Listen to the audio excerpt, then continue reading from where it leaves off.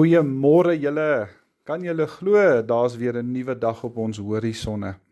En die Here stuur sy son om vandag weer vir ons die lig te kom verhelder. En ek en jy het vanmôre die voorreg om die vars nuwe lig van hierdie dag in te neem. En dis so ongelooflik, want daar gaan nie weer 'n dag soos vandag wees nie. As vandag verby is hy vir altyd verby. Nooit weer nie. So lewe vandag asof dit die laaste keer is. En dan weet ons dat aan alles wat ons doen ons absoluut tot die eer en die verheerliking van ons hemelse Vader. Ek lees vanoggend bitter bekende vers, julle gaan hom dadelik ken. Ons sing in die kerk ook so 'n lied in Psalm 46 vers 11.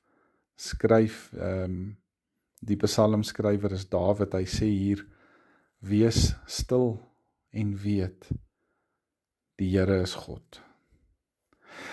Ek wonder of jy al baie diep gedink het oor hierdie vers. Hoekom juis om stil te wees en dan te weet dat hy God is? Want ek dink die eintlike inval van hierdie vers is om te sê dat 'n besige lewe of 'n lewe wat vol van 'n geharwar en 'n gerumoer is, nie kan uitkom by die punt waar ek en jy eenvoudig net by die Here kan wees nie. Dis belangrik om stil te word. Dis belangrik in daai oomblikke om te weet dat die Here God is. En daarom het ek en jy nie nodig om rond te skarrel nie. Weet julle, Nelson Mandela het eendag gesê dat 'n sel, dis mos nou maar 'n plek waar jy eintlik eensaam en ongelukkig moet wees. Hy het eendag gesê dat 'n sel die beste plek op aarde is om stilte te vind. 'n Mens kan gelukkig wees in omstandighede wat baie ver van die ideaal af is. En jy kan ook sielsongelukkig wees op die beste plekke op aarde. En julle sal weet waarvan ek praat, as jy al ervaar het, dat jy alles het wat jou hart begeer. Jy is in 'n mooi omgewing, maar jy is onvergenoegd of jy is ongelukkig.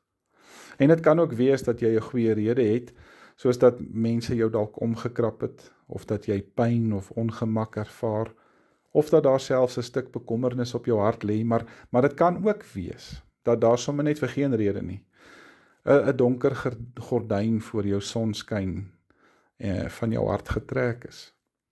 En as jy so 'n soort voelgoor hoofstuk in jou lewe het, is dit dalk juis die lig wat jou roep, om sommer net by die Here te gaan sit, sodat jy sy hart vir jou kan raak sien, en sy liefde vir jou kan voel.